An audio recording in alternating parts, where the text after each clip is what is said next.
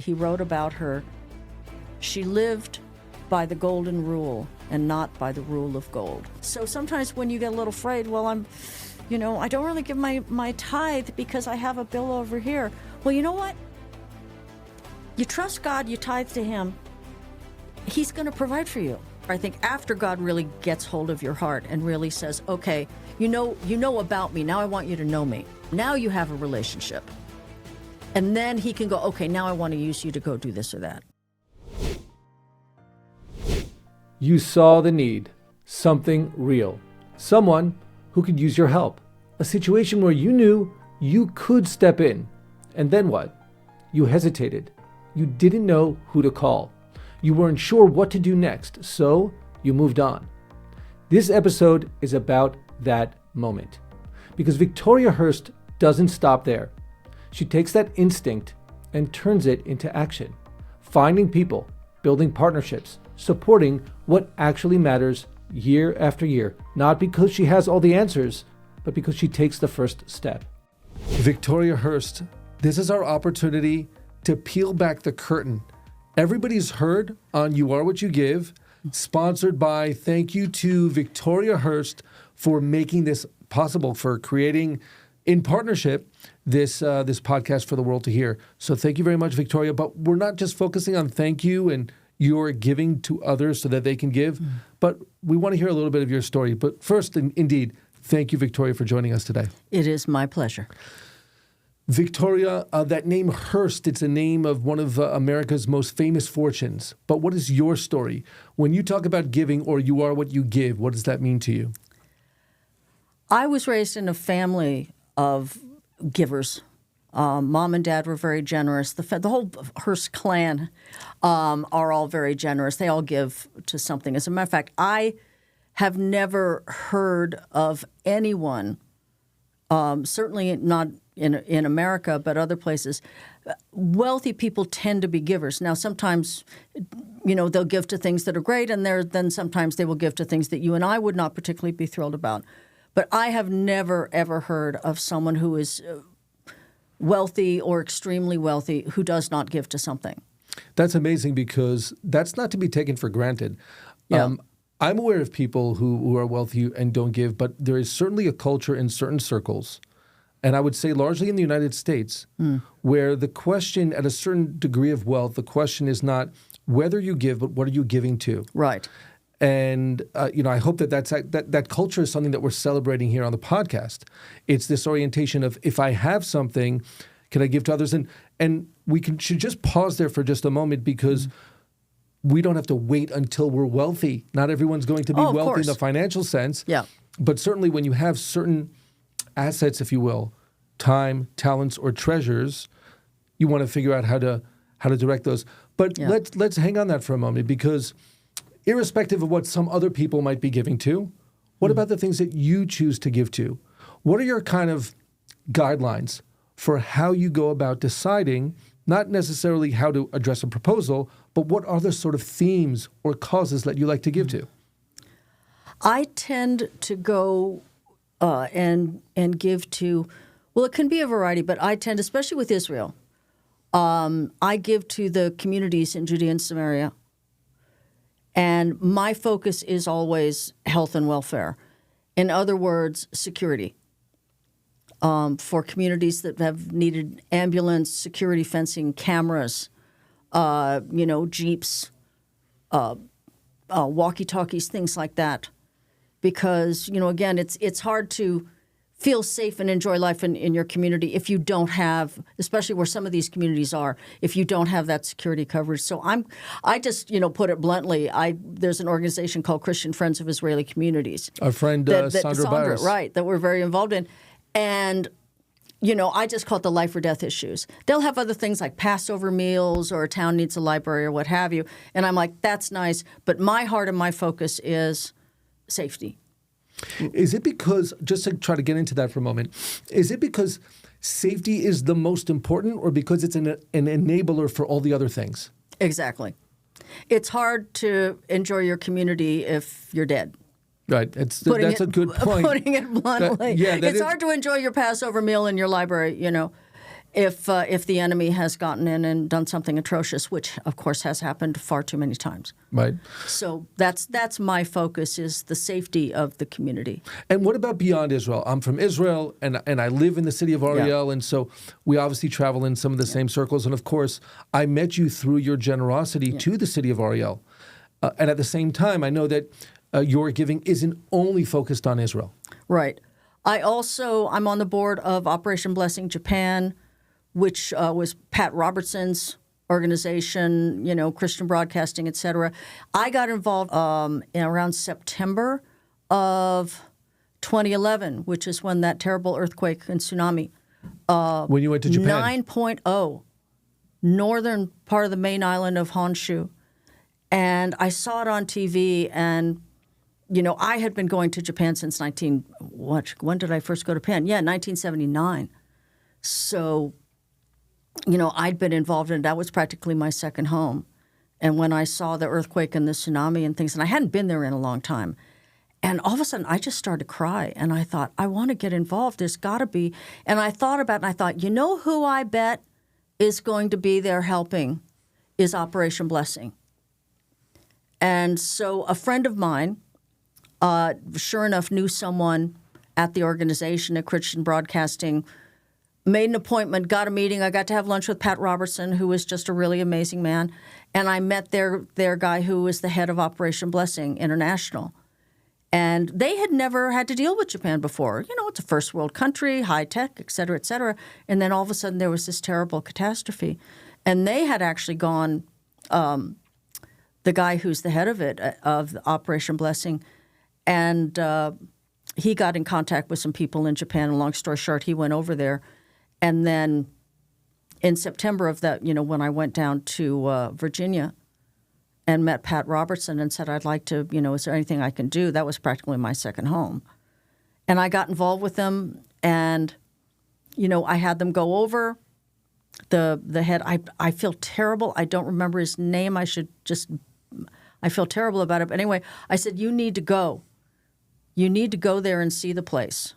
So I went with him. We hooked up with a couple who were born and raised in Japan, foreigners, Don and Carol Thompson. And it was funny because they're both Christians. Carol's dad was a pastor who still has a church in Hokkaido. She was born in Hokkaido. And Don's parents were missionaries. Okay. And he was born and raised in Japan. So anyway, we got together with them. We went up to the area. We visited the towns, the mayors, et cetera. And anyway, so again, I said, whatever I can do to help these communities rebuild and help people. And so, but I had been working with Israel before I got involved with that. So this might be fascinating to a lot of people. It's fascinating to me because here's someone who lives in the United States and has these passions for places that are not in the United States. Yeah. Let's double click on that Japan story for a second. You said that since 1979, Japan, not through any philanthropic efforts, it was your home away from home. In what respect? I made friends there, and I just loved the country. I loved the culture. I loved the people. I had, I was learning the language. And it's just one of those places, sometimes you go and that place just clicks and suddenly it just gets into your heart. So then it's in your heart. Yeah. What happens to you when there's a catastrophe like there was? Yeah, that was just, a lot of people have seen the videos and the pictures, and it was just horrendous. And like I said, I hadn't been there for a long time. I'm a Christian. I had gotten what we call born again. I had grown up in church, so I never walked away from God, but I wasn't living for him. Mm-hmm. And then I got to what we call born again, really gave my life to Christ in December of 1995. And then in 1996, God told me to go to Israel, and that's where I met Dr. Billy Brim, and I went with a group. I didn't know anyone else except one pastor from Texas who was a friend of my dad's who had also gotten born again at the same time, which was very cool. So, and God repaired my relationship with my father, and that's a whole other story. But anyway, so I went to Israel, and that's where I met Billy Brim because she was a speaker on the group. And anyway, she became my spiritual mom. And then I just, every year after that, I was going to Israel. So my attention suddenly focused from, it was like God said, okay, Japan, you've been there a zillion times. Now, Now I've got you. Now I'm going to send you to Israel, and now I'm going to get you involved with that. I'm going to get you involved in Israel. And I went to Ariel with a big group. There's 150 of us. And Ron Nachman came out as the then mayor, and he Ron was. Nachman, and we saw the Russian father choir. figure to the to Well, the Ron city of Nachman, Ariel. I call Ron a Joshua. I mean, God sent Ron and Dina Shalit and all those people. You know, here's a barren hill. Ariel Sharon says, go plant a community. Drop. And it's funny because in Israel, you say caravan. In America, we call them trailers. So every time, it's always funny because when I started to hear the word caravan, I always thought of like the gypsy wagon. Yeah. Or the camels going through the desert. And then it was like, oh, they mean trailers. Okay. Mobile homes. Okay, we got it. But anyway, so, and then I started to go, when I got back from Israel, I thought, I'd like to. There are things, in Ariel that I'd kind of like to help with. So long story short, the second year that I went to Israel, the next year, I introduced myself to Ron, told him who I was, and I'd like to help, with any kind of, are there things in Ariel that you need help with? And Ron. Ron went, of course, Victoria, come with me. And we were off to the races. So Well, he didn't stop. He wasn't going to say no for sure. Before we got off to the races, though, because there's this common theme in both of these places where you come because you have a heart connection to the place, whether it's Israel or Japan. Yeah. And there's this kind of initial, even in Israel, there's this initial visit because it's an exploration, it's an encounter. Yeah. And then you transition. You say, I want to help. Yeah. Where is that transition coming from? Can you just come and visit because it's a great place to be, because it's meaningful to you? What happens inside Victoria that says it's not enough for me just to be a visitor? My parents and our family were very giving and involved in things. And I think maybe that's, and again, God does it too. I mean, God gives you that heart. He gives each of us a cause. And some people answer the cause and some don't, And, it's almost like in Spider-Man where they say, to whom much has been given, much is expected. Much is expected. And, I hadn't really thought about all the years initially that I went to Japan, before getting born again, before going to Israel, and then before the earthquake. I would go to Japan. I would enjoy myself. I would see my friends. I actually got to do some acting over there. And again, that's a whole other story. And it was just a place to go and really enjoy being there and enjoy being with the people and going around the country and whatever. But at that time, I hadn't gotten, thought, what could I get involved with? And after God really gets hold of your heart and really says, okay, you know about me. Now I want you to know me. And that's really, again, what being born again in Christianity is all about. About God. But then when you really give your life to him, now you know him. Now you have a relationship. And then he can go, okay, now I want to use you to go do this or that. Initially that first trip, it was really interesting. I would tell people when they say, how was the trip? I said, you know what? All I could say was, it's like going to God's house. And what I mean is sometimes you know somebody for a long time or even for a short time, and then they invite you. You're always going out with them. And then one day they say, come to my home. And when you go to their home, you see their furniture, you see the way they decorate, you see the family photos, you see the things that they love in that house, you see their personality and their heart. And that's what I meant. I said, when you go to Israel, not only does the Bible now come alive to you, because the next time you read about the Galilee or different places, you've been there, you've seen it, now you know what it looks like. But you also just feel the heart of God there. And so that's why I would say going to Israel was like going to God's house. Victoria, first of all, I love that framing of the experience, because it's really hard to put words to it. That is a great way to put words to it. And yet I'm going to push a little harder, and I'll tell you why. Okay. Because we're kind of hovering, in my opinion, around this experience of, well, you kind of got it from your parents, and there's some people who hear the call and some people don't hear the call, but you're hearing a call. Something's happening. Because when you go to God's house, it doesn't mean that you have to show up with your toolbox. Yeah. It's beautiful, right? It's God's house, right? But you showed up with your toolbox. Like, okay, maybe the first time you came in, you visited, oh, this is great. Thanks for the spread. And then you're like, you know what? I think I can help here. Yeah. Again, it's that I love God. I loved Israel.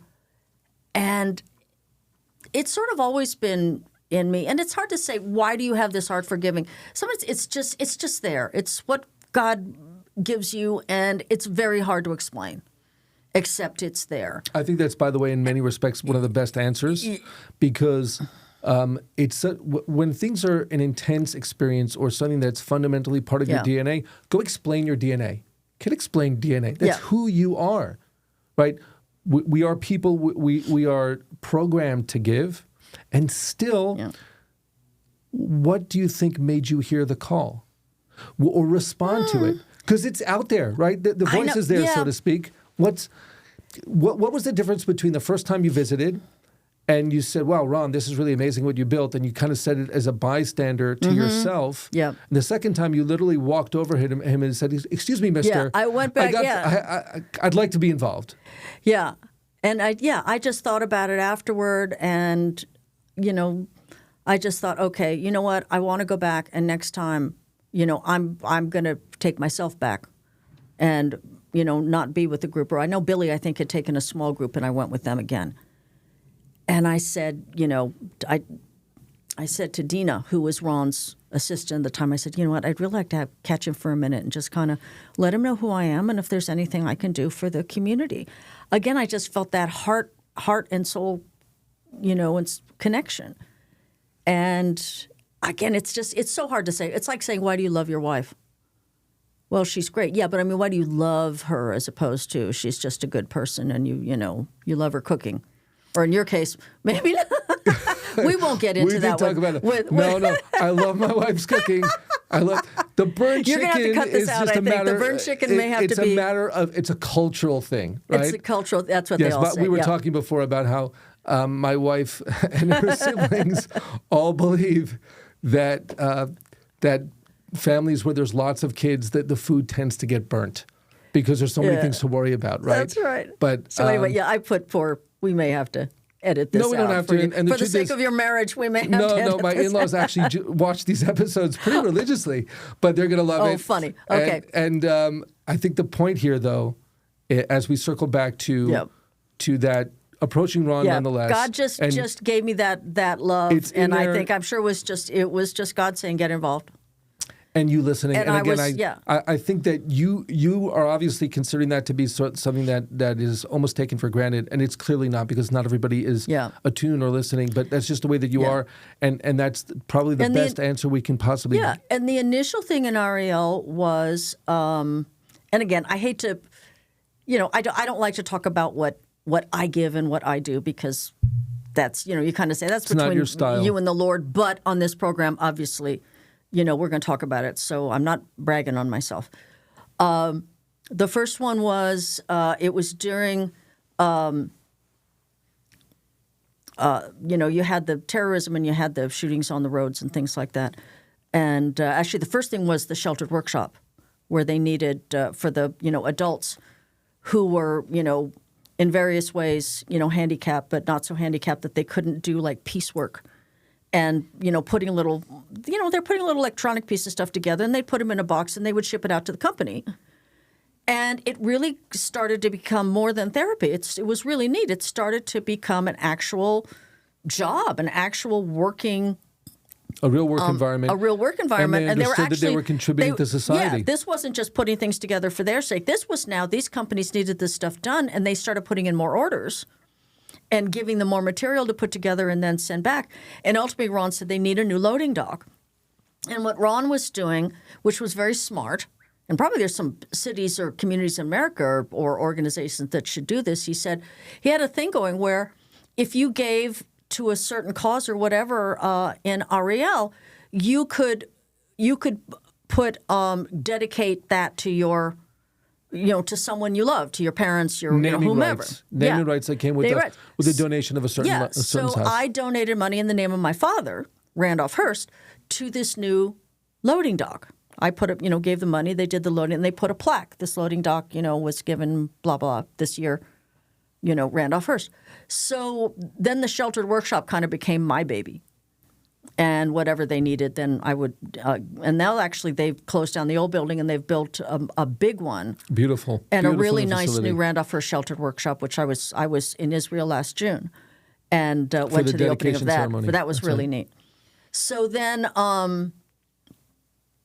but just before that was the Intifada, and then they needed instead of kids having to handicapped kids, special needs kids having to go to Tel Aviv for therapy, they could build a building and do it and pay a teacher and what have you and do it in Ariel. So again, it was that sort of thing, the health and welfare type of thing that I got involved with. And then again, what God does is you meet Ron, and then Ron introduces you to this person. You meet Billy, and then Billy going to her ministry in Missouri, in Branson, and going to her Israel events and whatever. God just you just start meeting people who then hook you up with another person, hooks you up to another person. You go back to Israel, you meet them, then you go to this community, you meet somebody else. So long story short, then I met Sandra Barris through Billy and got involved with Christian Friends of Israeli Communities. And they would say, here's a list. This community needs this, big and small. They need this, they need this. And I would look through the folder, and what really caught me was the security. The life and death matters. Because, again, it's hard to enjoy your community if you're dead, or if you always have to fear that someone may come in from this direction, or at night you don't know if someone's going to sneak into the community and do the terrible things. So I kind of said, okay, this is going to be, apart from what I still, do with Ariel, this is going to be really my focus for these communities. And I've done other things for Friends in Jerusalem and what have you. And you know what? Ultimately, giving, it's just fun. It's the old saying, it's better to give than receive. And God puts, all of us. You don't have to be a millionaire, billionaire to give. Even with some things that Billy's ministry needed. I heard some people say let's say something cost $10,000 to complete. Well, gee, I don't have $10,000, so you know what? I guess I really can't help. You got a quarter? You have $1? For Christians, the widow's mite. She went to the temple. She gave that one little mite, everything she did to the Lord, trusting him that he's going to save her or answer her prayer. You don't have to have millions of dollars in order to be an effective giver. That's a critical And point. if you can't afford to do the money, now it's always good to tithe. Tithing is a blessing. Like God said, bring all the tithe into the storehouse and see, I will not open the gates of heaven, the windows of heaven, and pour out a blessing. But, again, you don't have the money to do it. Well, there's always volunteering. There's always, there's all kinds of stuff to do. If you're in a church, there's stuff to do there. But, see what God has for you. But it's sad for me sometimes to see, hear somebody say, gee, I don't have that much money, so I really can't, if I only give a couple of dollars, that's not really, giving anything. I feel bad that I can't. No, you gave a couple of dollars. God's not sitting there going, gee, I'd love to give you credit, but hey, kid. I've mentioned before, I always, when doing, resource development fundraising, would value the $37.18 donation the same way as a $1 million donation. Yeah. Because if someone sat there and counted their pennies to see what they can give you, they gave everything they could. Yep. Jesus said, look, that woman gave everything she had. He said, out of her, these other Pharisees and folks over here have given out of their wealth. She has given God everything that she has. So that's a critical orientation, which is what are we giving? How much are we giving? Not how much are we giving $? Yeah. How much are we giving of ourselves? Yeah. And so you've described this situation where you're stepping into these stories. And it's amazing how you don't just talk about the cause. I don't know if you've noticed this, but whether you're talking about Japan or you're talking about Israel, you give us the context. So this is what was going on.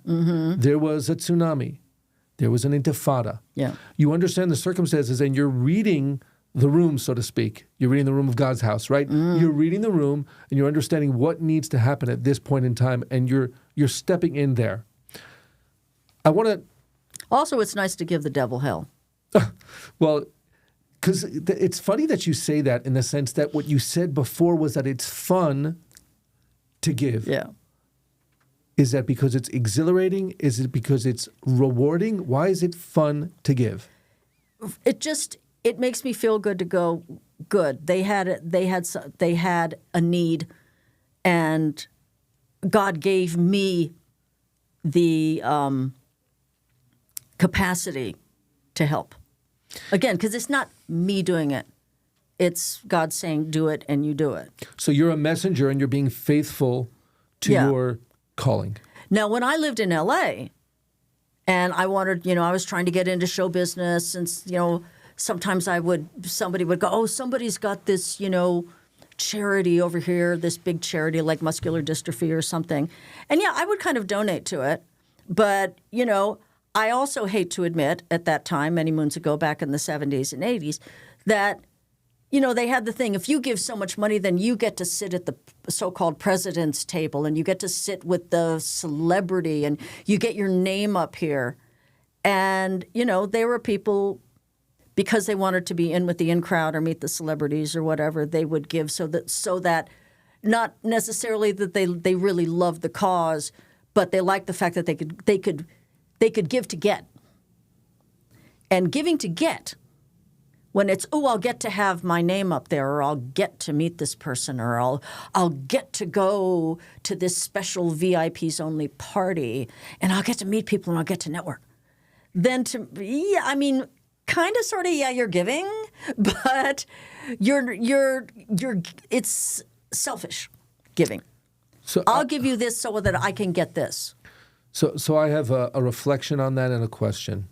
My reflection is, it's really interesting to note, and I'm aware of this, you have dedicated, when you had those naming rights, you didn't dedicate the building to yourself, you dedicated the building to your father. Yeah. You've even dedicated tennis courts to Hashem. Yeah, to the Lord, yeah. You've dedicated an aquatic center to Billy Brim. So you're spending all of your time, all of these investments that you're making, these philanthropic investments, these gifts that you're making to recognize others and not yourself, which I think is just a comment, which I think is phenomenal. My question is, the people who are doing it to have their own name up there, would you say that this is better that they should give or not than not give? Would you say that this is maybe a stepping stone to other kind of giving? Or maybe it's, if this is the way that person's going to give, maybe that's just their way. There's a great proverb that says, a good man leaves a good inheritance to his children's children, and the wealth of the wicked is stored up for the righteous. Mm-hmm. You want to give to get? Bless your heart. Those people, the people you're giving the money to, God bless you guys. Take that money and run with it. Do what you need to do. It's between the giver and God about what kind of heart. So that's really important. What the motive is. Yeah. In other words... And I'm not saying God's going to go, you're a terrible person because you gave, whatever. That's between, them and him. But I don't, I'll tell you honestly, I like to give. I'm not crazy. I don't like to be praised. It makes me self-conscious. I would rather that they just take it and forget about me. That's really interesting. I do. I feel, I honestly do. Because people want to praise you. And I'm not saying I get up there the whole time people are being nice and praising you or giving you an award or something, and inside I'm just going, I just want to get out of here. That's amazing. But it does. I would rather just say, you know what, give it. Don't worry about it. Here you go. Don't make a fuss. Is that because you're sensing that in some way your giving might be cheapened, or because? No, it's just me. It's simply me. I just kind of. It's like, no, you're fine. Just take it. Don't worry about it. I don't need to be praised. Just I mean. Clearly, you're running away from the praise. But he also says in the Bible in Proverbs that let others praise you, not your own mouth. Yeah, we do. We do have this concept that if you chase honor, it seems to escape you. Yeah. If you run away from honor, it seems to chase you. Yeah. So again, confession time. Yeah, it's just one of those things where I'm like, oh, I don't need it. You don't need to do it. Bless your hearts. Just let me stand over here in the corner. I'm fine. But you know what? Again, but you know what? That's also God's pats on the back. God's going, no, go do. They want to. So you just do. You do what the Lord wants you to do, and so there's clearly this stewardship piece. You're stewarding what the cause is. You're saying, listen, I'm stepping in. I'm called to do this. I'm doing it not for me. I want to make sure that these resources get to the project because they need to be there. Yep. It was great to play a role in this. Now Yep. enjoy and go build something, which Yep. is amazing. But I just do want to circle back for a moment because I think that distinction that you made, which is for the person who might be giving to put their name up on a wall, you want the people who received, the beneficiaries, to take the money and run, so to speak. That's because, right. Because there's Whatever value reason there. they gave it to you, God bless you. Well, there's value. go In other for words, it. There's kind Yeah. of, you're talking about this differentiation between what the value of the gift is Yeah. for the person who's receiving it and what the value of the gift is for the person who's given it. It's as though these two parallel worlds are going on at the same time. Yeah. And they don't necessarily have to be interlinked. Obviously, it's the same person who was involved in both of them. He's a benefactor, and he's also self-defining himself. But in that journey, as he realizes perhaps who he is, he might be kind of going in one direction or another. Irrespective of that, Yep. the recipient should make sure that they make the most that they Well, can. exactly. That's the other thing. If whether you're going to give a quarter or you're going to give $1 billion to something, boy, check it out. Check it out, check it out, check it out. If you know someone who's involved with the organization, if you know someone who knows someone, and now the great thing about Google is you can Google it. Right, you can, Because they'll also have ratings and comments and things like that. So, unless it's something like the Red Cross, but even then, Red Cross gives money to different countries or different this and that. Just check it out. Do due diligence. When you're going to give to an organization that you're not familiar with or you don't know exactly, some of them, there's such a thing as designated funds. You can say, well, again, just take the Red Cross as an example. I haven't given to them, but I'm just assuming that they have, okay, give us this much money for this cause over here, or give us this much money for this cause over here. And then you can say, well, you know what, do I want to help Africa? Do I want to help this? Do I want to help that? Look at the kind of things they're helping. And you may go, yeah, actually, I like this project that they have going on in this country in Africa, or they have this thing over here. Where's the need? And everybody has it. I get really annoyed when some of these celebrities, somebody's just making a crack about Angelina Jolie or people like that who adopt children from overseas. Well, there are a lot of American kids that need to be adopted too.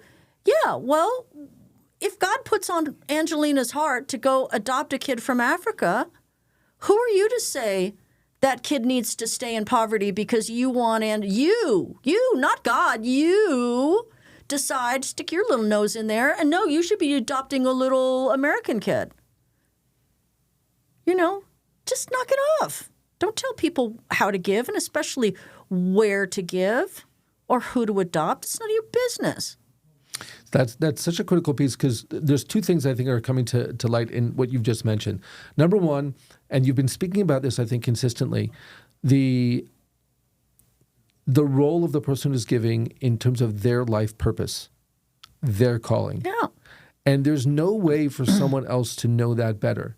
It's not like we actually don't measure the causes based upon the need from the perspective of the person who needs, because there's so many needs. If we were to do that, we would never know where to begin or where to end. Yeah. We need, from a philanthropist or from a philanthropic investment perspective, we need to think about why is the person giving? How are they giving? That's going to self-define them. That's going to be part of their own personal journey. And so for 100%, how can someone else get involved in something like that? I think there's another piece to this, which is, it's interesting because you mentioned, let's say the Red Cross, but I've heard in this conversation that your giving always involves people, right? We talked about the context, but there was Ron Nachman or Pat Robertson or whoever it is that, you've had a relationship with, and through your relationship, I assume the trust that you built there, you were able to say, I know who I'm giving to, I know where this is going. Yep. And that, again, it's important to know the who's and the what's. And that's why I always say, if you're going to give to something, check out an organization if you're not familiar with it. Right. Because sometimes doing due diligence online, you're going to read something and go, oops. Yeah. Nah, don't give first and then find out later that wasn't such a hot idea. And yet, the big secret I'll share, because it maybe not such a big secret, but, tech-wise, it's not it's not your strong suit, right? Oh, no, I am not a techie. I am technologically challenged. Right. So the tech isn't your thing, and yet obviously there are points of reference, and maybe it's fair to assume that at a certain giving level, people are going to give more attention to you, and you can have those relationships with some of the leaders of an organization, and that's an opportunity that you have that maybe someone who is giving the $17 and 12 cents doesn't have that opportunity, doesn't have that kind of access. Yeah. And yet at the same time, they do have the tools. Yeah, you got Google. Google them. Google them. When in doubt, check it out. You do want to know where you're going, where your giving is going. And I keep kind of thinking about these two parallel tracks. There was, I think it was early this year, a couple of people who got busted. I don't know if it was in one of the cities in Minnesota or someplace, where they had taken advantage of the COVID thing, and they had the nerve to call their nonprofit. I think it was something like Abundant Blessings. And it turned out that these evil, wicked people had been just absconding with the money. It was a total fraud. Mm-hmm. But I thought, wow, you called it abundant blessings. Yeah, for you. Yeah. For you, it was an abundant blessing for you, you bum. But they got him, so that was good. But you know what else that does? That makes people jaded then. They don't trust anybody. I'm not giving you these places because they're all crooks. Great, thank you. Yeah, it's a disservice to the entire community, if you will, industry, the fundraising industry, the nonprofit industry. And those are some very, very real challenges. And again... And it also becomes an excuse for people who really don't particularly want to give anyway. Maybe they're starting to feel a little guilty. And then the devil goes, see, over here, see, they were crooks, so they're all crooks, so you don't need to give. Victoria, some people just look for an excuse. Yeah, no, it's definitely a great basis for an excuse, and it can validate. A lot of people just need the validation for what they're doing anyway. Yeah. And so they might be looking for that kind of validation.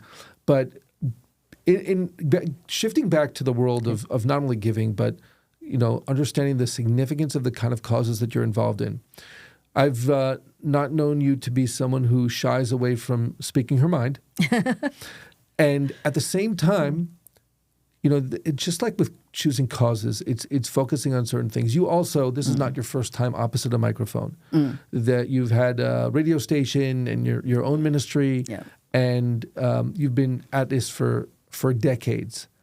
And yet there's that kind of decision point. What are the things that you want to take issue with, you want to bring to the fore, and other things that you feel like it's just not your thing? It's not only in your giving, it's in your voice.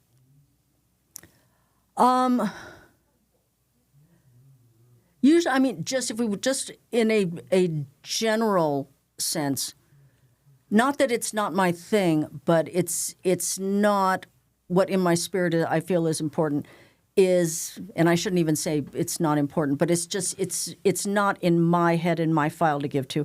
Like I say, I stick to life and death welfare, human welfare.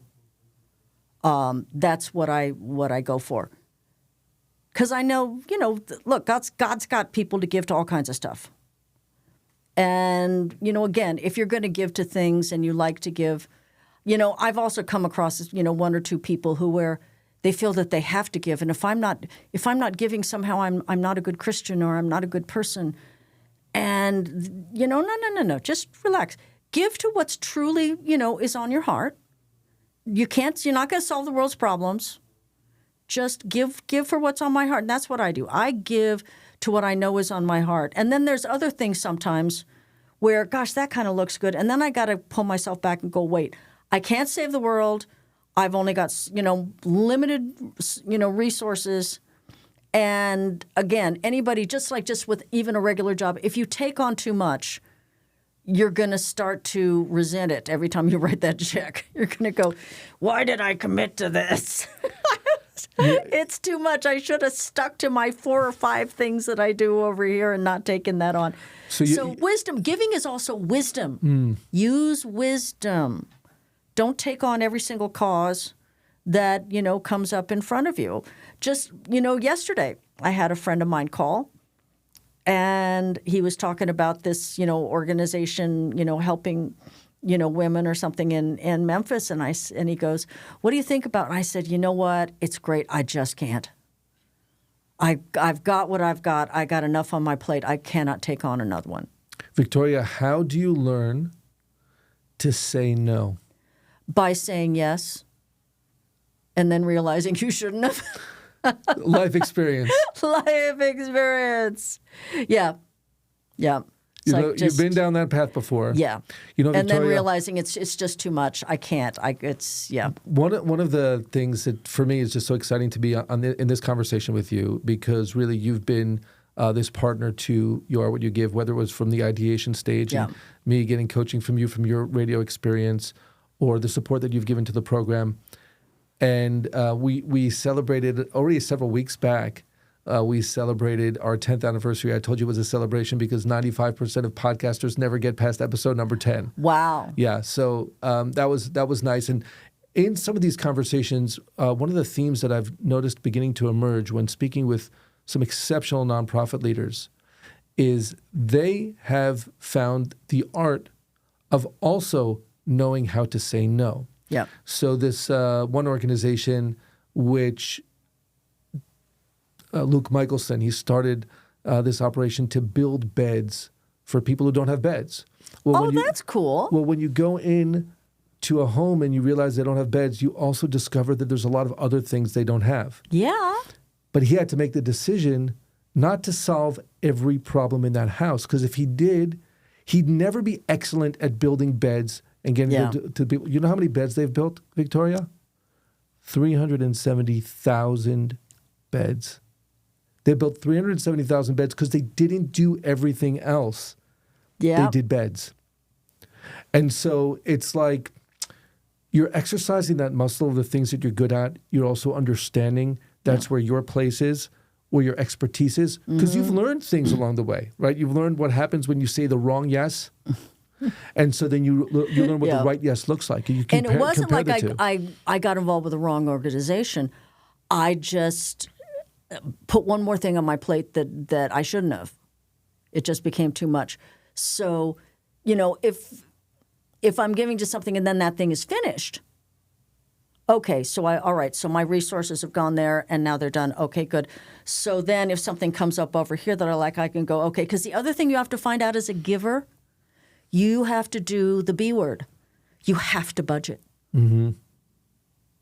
You have to budget. Because if you don't, you're going to realize, oh, I promised these people this money, and then bills came in over here, and I wasn't paying attention to my bank account. I did that, I don't know, quite some years ago when I was, running Praise Ministries, doing Praise Ministries in Colorado, and I had promised a ministry, a six-figure amount of money. Mm-hmm. And I forgot about it. And I said, well, call me when you need it. And now it's about a week or so from paycheck time from my staff. And a gal from the ministry calls me and says, okay, we're ready for that money now. We really need it because they had an emergency. And I looked at my checkbook and went, wow. Oh. And I'm not going to say, no, I'm sorry, I have to pay my staff. You're out of luck. You have to keep your word. Mm-hmm. What is it? Psalm 1, who will live on God's holy hill? Important line. He who keeps an oath, even when it hurts. I'd made an oath. I said, yep, I got your back. You call me when you need it. And then they called me and I had to choose between paying staff or fulfilling my oath. Wow. And I sat at the staff meeting and I said, okay, here's what's happened. And I've got to send them this check. Are you guys okay with waiting another week for your paycheck? My fault, but I've got to do this. And fortunately, they went, yeah, that's fine. Wow. And then God pulled me out of the hole because shortly after that, I got an IRS refund check. Perfect timing. He did. He saved my stupid behind. But that's amazing that your staff also... Write things down, make notes. When you promise somebody to make notes. But you know what? Again, so that's what I'm saying. When you're going to be giving is great, but budget. Because remember, giving is wonderful, but you also have bills. You have other responsibilities. You've got taxes. You've got things. So always be on top of your budget and make sure that you can afford to give. Or I can give you this much, and maybe next month after, or whatever, then I can give you the rest or what have you. So, They say sometimes your eyes are bigger than your stomach. yeah. So sometimes your heart My is heart bigger was than bigger than my brain. I should have checked on that one. So again, like I said, thank God the staff went, okay, Miss Vic. It's amazing that your staff did that, and I really Yep. think, that's also And I a testimony apologize to the profusely. team I effort. said, I'm really sorry. I didn't write it down. It's totally my fault. But I have to honor my word. It's another part of giving. Honor your word. Don't promise anything that you can't deliver. And you don't have the option to tell an organization, absolutely, I got your back. You'll get this much money. And then when they ask for it later on, or you call them later, go, gee, you know what? I thought I did. Now they may have already budgeted for that now. They certainly did. I guarantee they did. You can't pull out on them. Yes. If you're not sure, say, gee, I'm not sure. Let me check. That's really something And people I'll get need back to to keep you. in mind. Yeah, when somebody gets a yes on the phone or in person, they go back to that organization. That's a no. And They take it to the bank. They do, and it becomes hard sometimes to honor the check that just doesn't show up, and obviously that becomes a challenge. So that's really great advice for everybody. Again, I think it's amazing team effort that your staff gave you the nod, and I'm sure that was not easy for them. I felt terrible. I said, I'm so sorry, but I have to do this. My fault. But you obviously created a culture in that organization where people were on board with that. Yeah, and not like a week or 10 days later, this nice IRS refund check showed up. That's great. And I just laughed and went, thank you. Thank you. Victoria, as we close, and this is to be continued. I don't want to completely close, but for this conversation, I'm just trying to grapple with one more thing. You really don't want to be recognized for your giving, but at the same time, you have a role to play. If you wanted to be remembered, not in a legacy sort of sense or heaven forbid, not in a eulogy, but just to understand, maybe not from the people around the room, but perhaps in a divine perspective, what was your role in all of this giving? What was your place? Would you be able to sum that up in one or two sentences?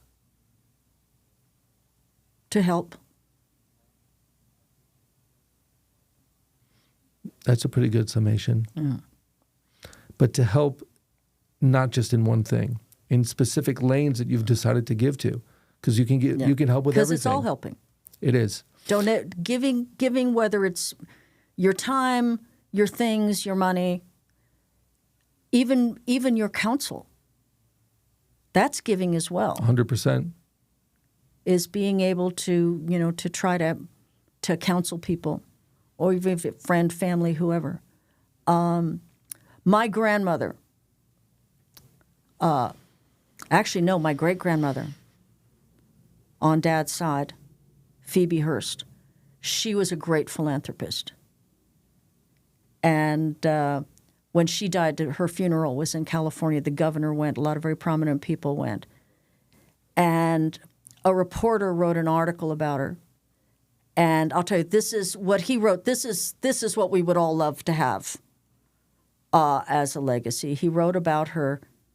She lived by the golden rule and not by the rule of gold. Nice. And I went, yeah. That's something to aspire to. Yeah. So, again, giving is living, but it's also it's in your heart. And it does. It just, for me, it just makes me feel good. It's like there was a need there, and God, not me, the Lord Jesus Christ equipped me to be able to help. And, again, he also, lets me keep some money for myself. So I get to buy myself presents because I've been good. So, he doesn't say give away everything. And even if he does, you know what? Fine. Because God wouldn't tell you to give away everything if he wasn't going to then provide for you on the other hand. Right. So never be afraid to give. Don't be afraid to tithe. Isn't that part of the wisdom of the tithe? 10% is always, there's always still 90% left over. Exactly. Whether you have a lot or a little, 10%, you can always do the 10%. And again, it's the wonderful thing that God said in the Tanakh, what we call the Old Testament, where he's chiding the people. He says, you're robbing me. And they say, how are we robbing you? And he said, in tithes and offerings. He said, bring the whole tithe into the storehouse and see if I will not open the windows of heaven and pour out a blessing. So sometimes when you get a little afraid, well, I don't really give my tithe because I have a bill over here. Well, you know what?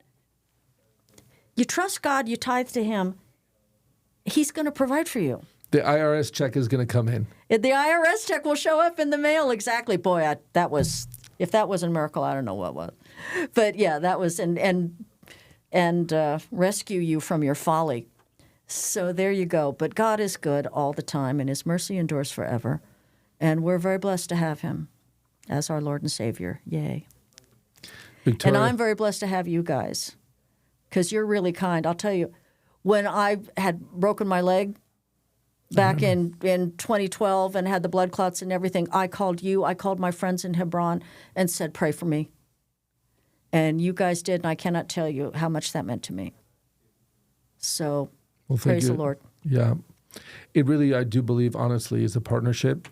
There's kind of this spectrum of roles, and you refer to it in different points in this conversation.